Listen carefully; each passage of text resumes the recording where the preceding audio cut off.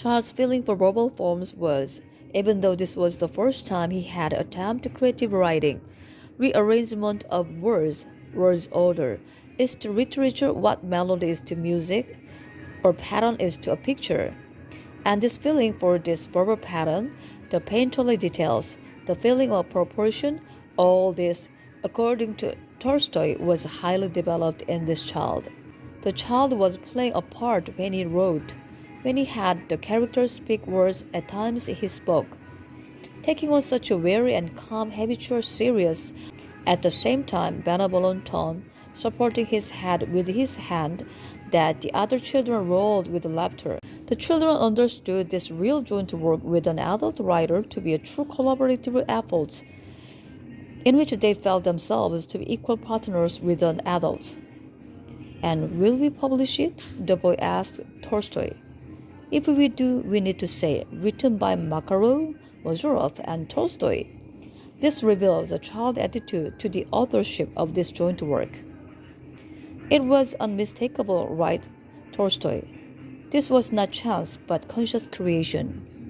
I never encountered anything like these pages in all of Russian literature. On the basis of this experience, Tolstoy advanced the following hypothesis. In his option, in order to develop creative writing in children, all you have to do is provide them with the impetus and the material for their creations.